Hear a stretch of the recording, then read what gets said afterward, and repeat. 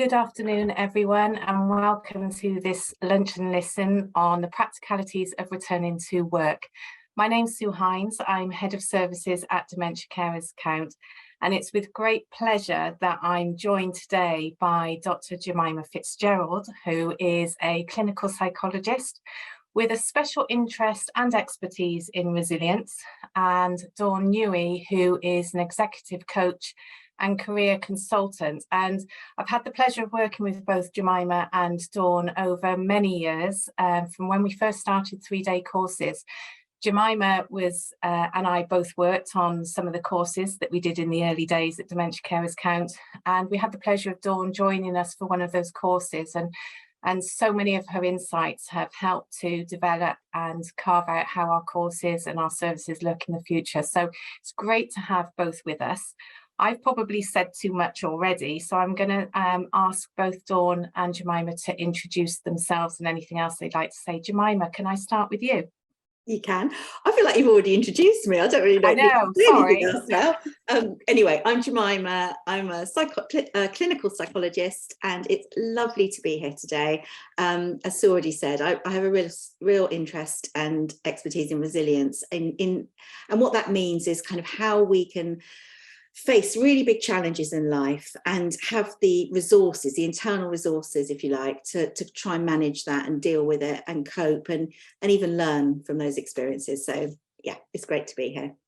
See, you did have more to say. Thank you. Awesome. Dawn. Hi everyone, and thank you so much for the warm welcome, Sue. It's lovely to be with you and Gemima again.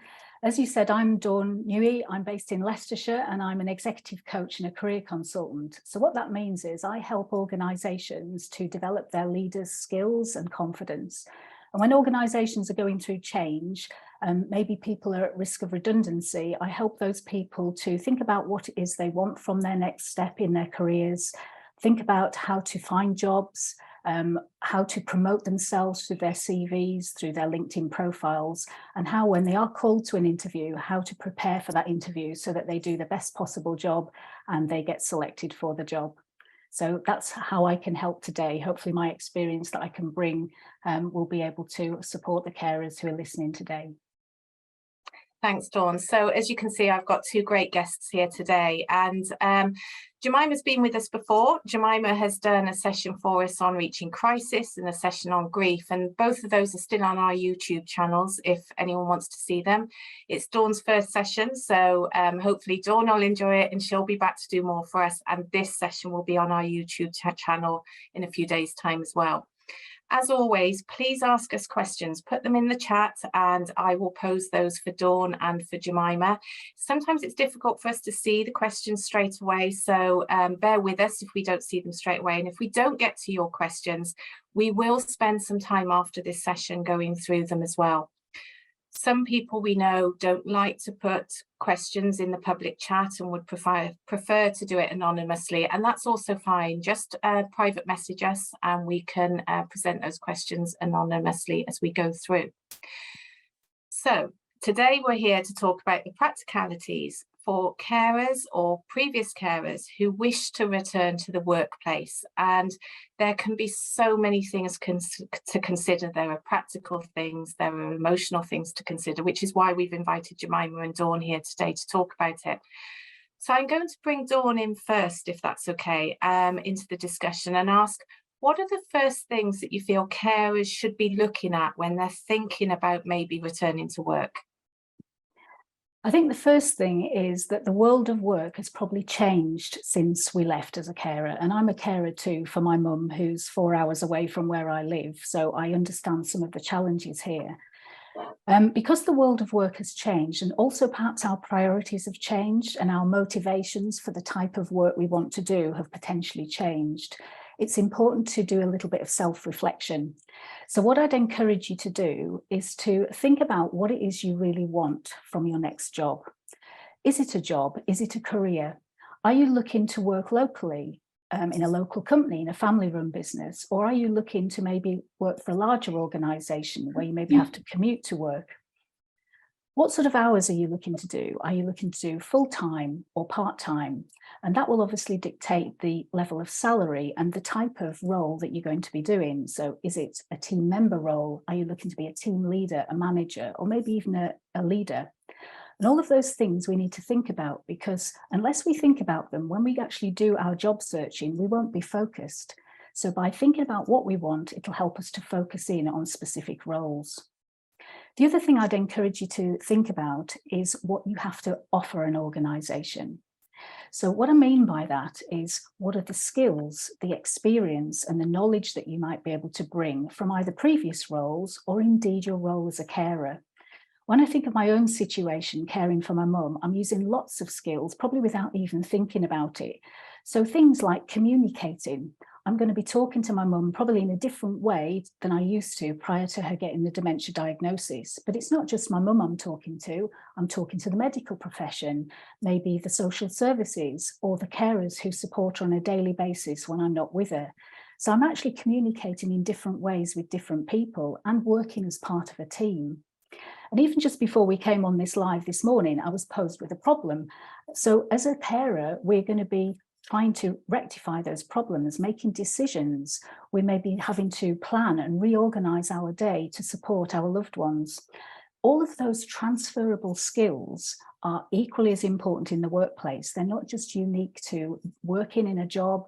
They're not just unique to caring. We can transfer them across to different things. So do that self-assessment of the skills and the experience that you've got and what you can bring. I'd also add in there the values that you hold dear to you, because when you're looking for a job, if you can find an organisation where your core values align to the organisation's values, you're going to feel more comfortable in that organisation and feel more fulfilled. And think about your own personality as well. Are you someone who's detail conscious? Are you someone who is quick to make decisions? Are you calm in a crisis? And some of those qualities we use every day as a carer. We're patient, we're resilient, we have to be adaptable, we have to be flexible. And all those personal qualities are equally important in the workplace. So either make a list or do a mind map of the things that you can offer an organisation. Dawn, thank you.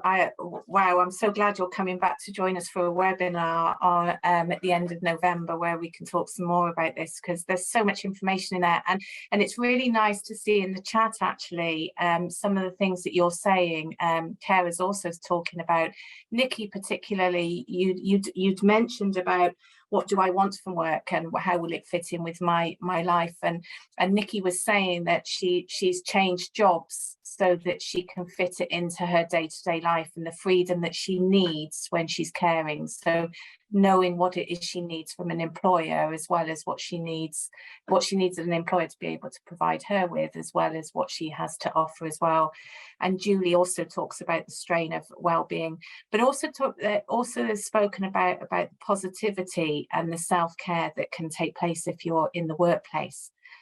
So you've talked a little bit about thinking about what it is you want to do, what skills you have to offer.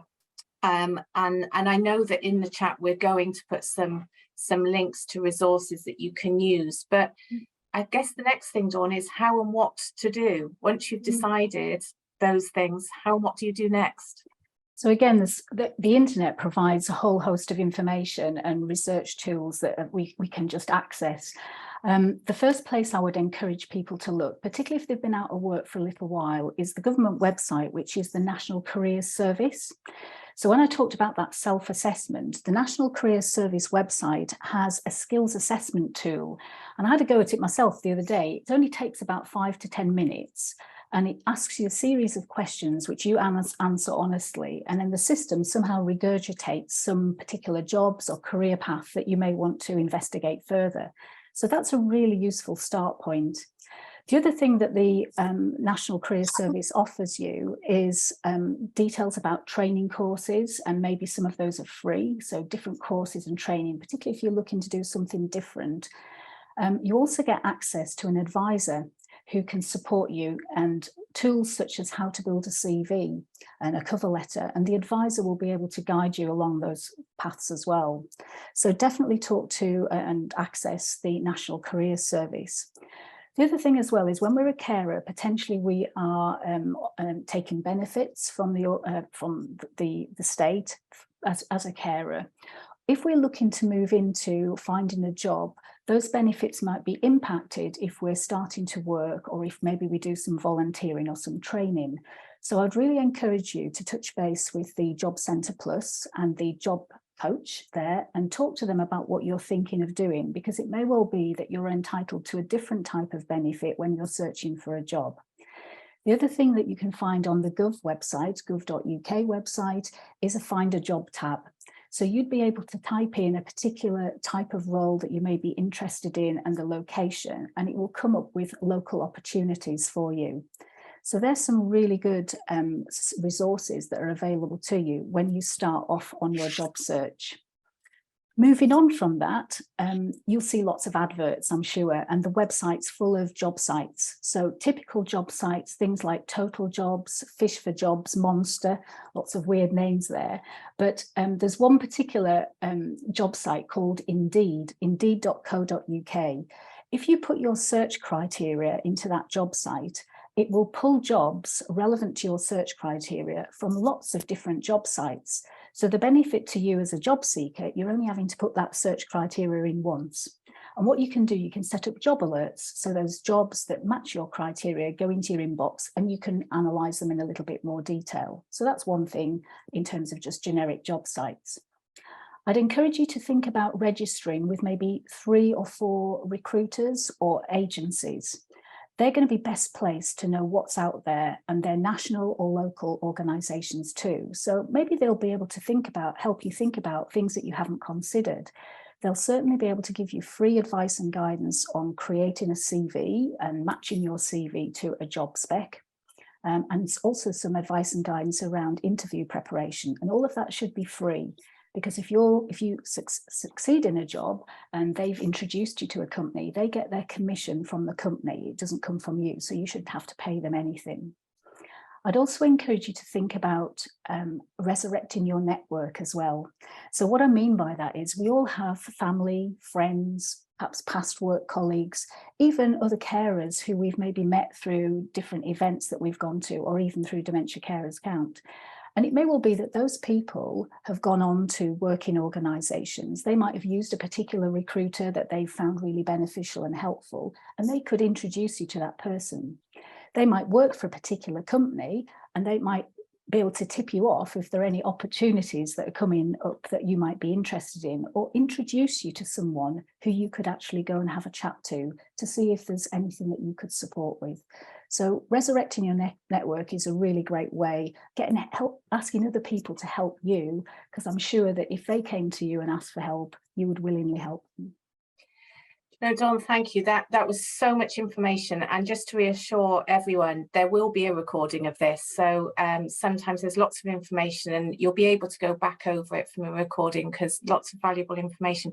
One of the things you said, Dawn, or a few things you said, were about resurrecting networks, about talking to family and friends, and trying to think of going on some of these websites. And some of that links me to think about some of the comments being put in the chat here.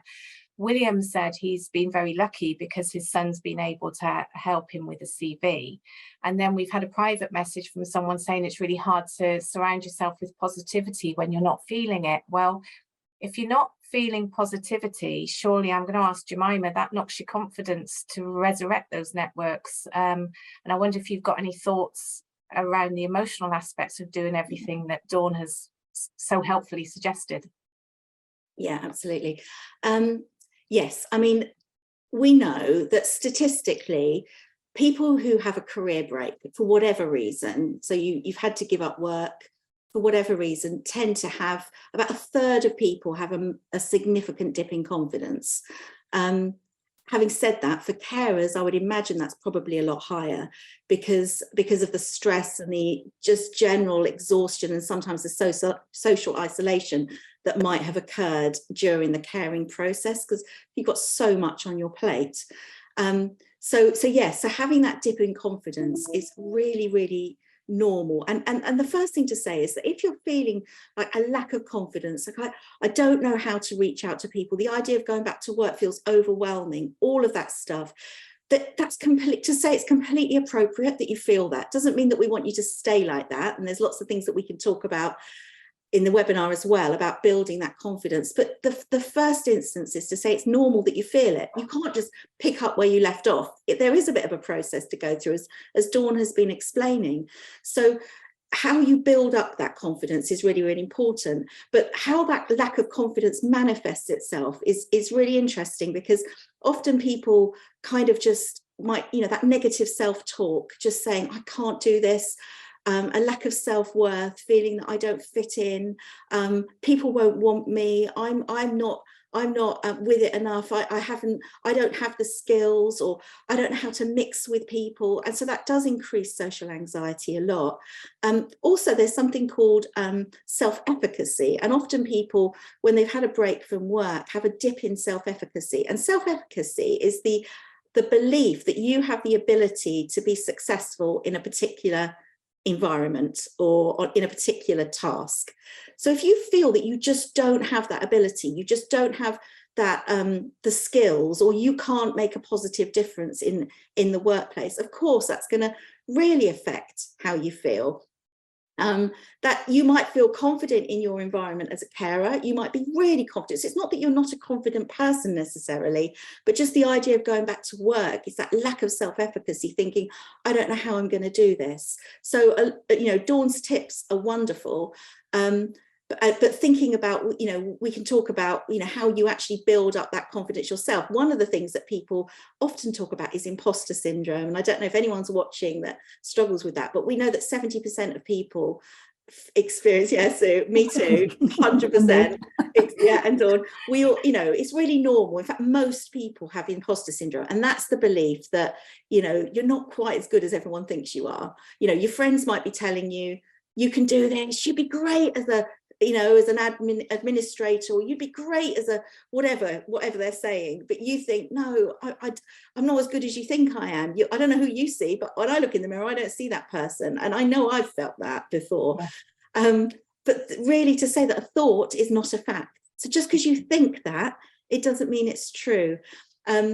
And also imposter syndrome can be about, you know, I'm going to get found out. Like, you know, I've been successful in an interview, I've been offered a job, but oh my goodness, when I start and they realize I'm not as good as I sold myself to be, or whatever, however they thought I came across, then it's all going to fall apart. But just to say to you, if you feel that, you might not, and if you don't, brilliant. But if you do worry about that or have those feelings, that's really normal. Most people feel it.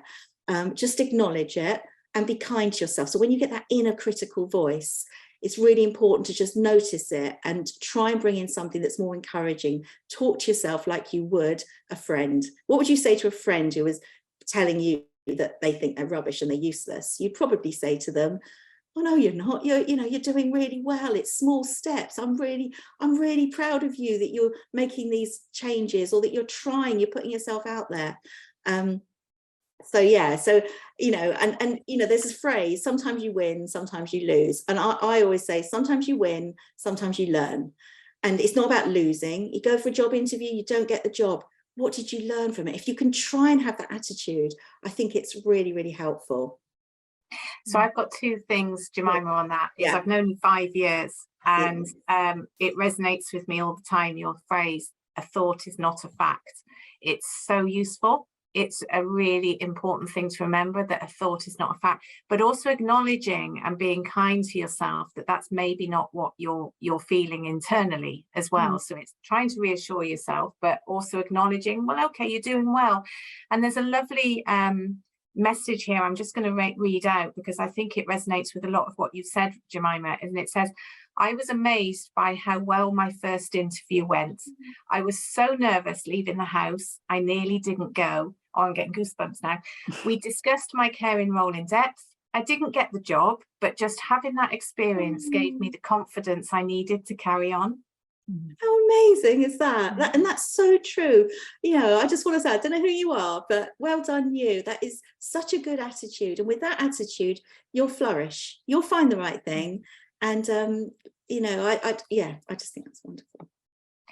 And I think it sounds like this person, as well as many other people, are just slowly building up and expanding. One of the things you talked about is you may have been in the caring role for some time, and just to sort of say, you know, you're dipping in and out of the workplace, but you're still working, because caring, and in our webinar series we'll be talking about, actually in the caring role you're developing so many skills, and we'll be looking at how we can acknowledge and work with those, and we'll bring Dawn back in a minute. But you know, if somebody is needing to build up that confidence to perhaps go from being one-to-one with someone in the house and going back into a workplace, or where there's more people around, could you talk a little bit about how you could gradually maybe build up some of that at all?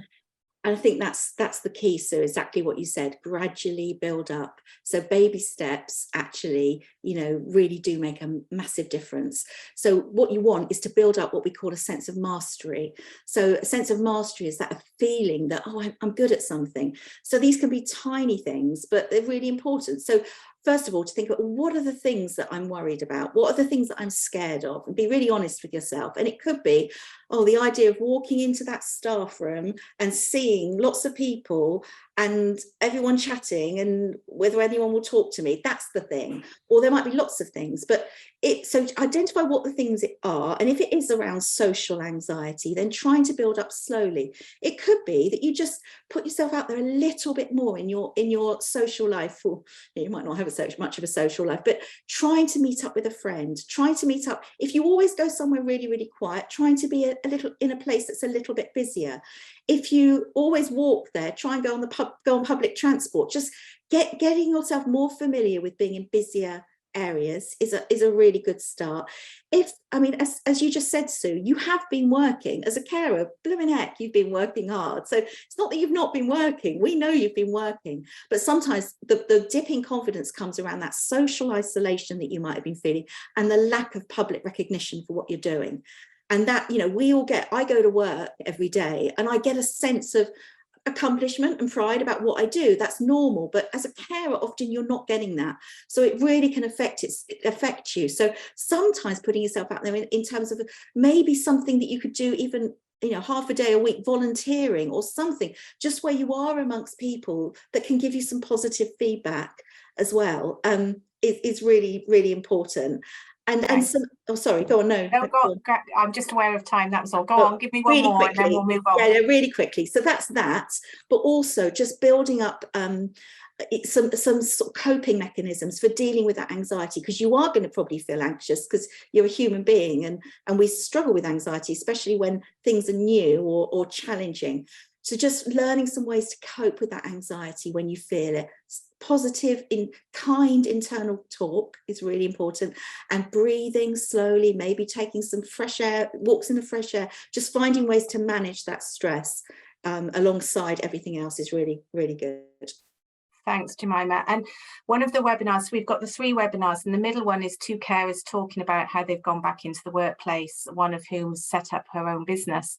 And it's seen in the chat here that actually here are the experts that are coming to this webinar as well, because they've said exactly what you were saying, Gemima.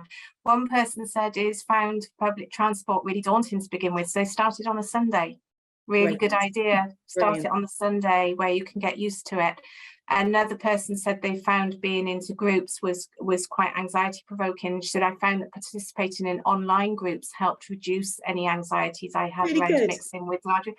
So, you know, talk to other carers as well. If you're in a carer network, talk to other carers. So thank you. I'm sorry I pulled you short there, but I do want to come back to Dawn as well. Because Gemima mentioned about volunteering, she mentioned about sort of conversations with strangers, going into different places, and I just wondered if you had any thoughts just briefly on different workplace options that people could consider. Yeah, I mean, sometimes we think about when we're looking for a job, we need a permanent position because that's going to give us the stability in terms of an income, a salary or a wage coming in. Following the pandemic, a lot of organisations are advertising roles on fixed term contracts. So it may well be that they just have a particular project going. So the desire for a member of staff to join the team is for a defined period. And it may well be that it's appropriate for you to try out these short-term contracts. or maybe do some agency work where you may be working for a company one week and then working for a different company another week or another month. But we're talking short-term contracts, whether it's days, months, or just maybe up to a year. The benefit to you of a carer moving back into the workplace is that you can test out a company. You can actually be physically in the organisation, doing some work, finding out what it's really like in there, seeing if it's the sort of place you would like to work if a permanent position came along, and all the time building up your confidence and your skills, and you gaining some experience. And if that contract finishes, you move on to the next one. And from that, you'll gain a lot more experience, and all of that can go into your CV. Like with the volunteering, if you do choose to volunteer, you're building your confidence all the time and you are gaining experience. And again, that can go into your CV. If you, for example, find a company that's nearby to you and you would really love to work for them, but they haven't got any jobs going at the moment, you could, maybe through a network contact who works there already or who could introduce you to someone, go and have a chat to them and ask if you could come into the workplace, almost like a work attachment, where you're coming in for free, maybe for a week or a fortnight, and you're shadowing someone. It may well be that you're given some tasks to do and you could prove yourself. You could prove yourself in your attitude to work, your work ethic, by being inquisitive, by talking to the different team members. And that will stand you in good stead, because if an opportunity comes up and they've seen you, how you interact with the other team members, they may well invite you to interview based on that short time you've been with them. So it's just about thinking creatively and don't feel that you've got to go to one company and stick with that company. It's perfectly acceptable these days that people will move around and they will try different things. Thank you. And I think I've learned that through sort of supporting my daughter as well with sort of the workplace, that you can move around and that's okay. We've only got a few minutes left. I think it's a shame we can't talk for longer on it, but I think, there's a lot of comments in the comment box. So I'd also encourage listeners to look through the comments, because there's lots of great advice that's in there. And one person has said about talking to an employee about what a carer can do. So just to say, we're going to expand on some webinars that are going to take place on the next 3 Tuesdays, Tuesday the 8th, the 15th and the 22nd at 1:30 for an hour. The first week we'll look at the skills employers are looking for, and actually, as Gemima said, what you're building in your caring role already.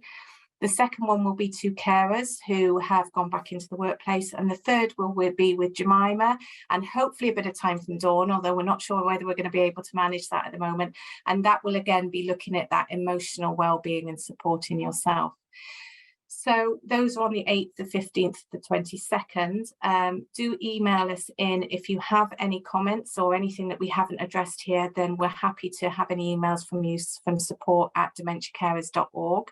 I'm told we've got 2 minutes left to go. So it's a 1 minute each final plea from each of you about supporting people and advice that you'd give. Gemima. Okay, just one thought.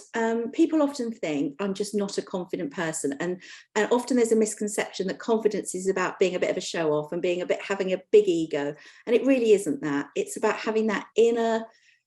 It sometimes comes from a place of humility. It's not about thinking less of yourself, but it's about thinking of yourself less. It's just about saying, do you know what? If it all goes wrong, it's okay. The world isn't going to end. If I don't get that job, it doesn't matter. If I make a mistake, it doesn't matter. And letting go of that fear of failure, because that's what holds us back so often, is we're so scared of failing. But really, there's nothing to fear. If we can get hold of that, we'll be all right. Brilliant. And we'll pick up that again on the 22nd of November. Dawn. What I would say is there's no perfect candidate. All of us have got a development need somewhere, no matter what we choose to do. So give it a go. If you don't give it a go, you'll never know. And if you are rejected, if you don't succeed at the interview and you're picked to the post, as Gemima said earlier, learn from it, grow. Get some feedback, ask for what you did well. We need to bolster our confidence. So you must have done something well. So ask for what things you did well, and as well as the development areas. Then reflect on it, refine your approach, but keep going, don't give up. And I'm sure that if you sort of focus on the step by step rather than the whole staircase, you will eventually land that role. Thank you both so much for joining me. I wish we'd had longer, as we always say in these lunch and listens. I hope I've done you justice on giving you enough time to say some snippets, and we really welcome both you back. And Dawn, I hope this Facebook Live does mean you'll come back and join us for another one, and it wasn't too daunting. So thank you once again. Thanks for asking me. Thank you.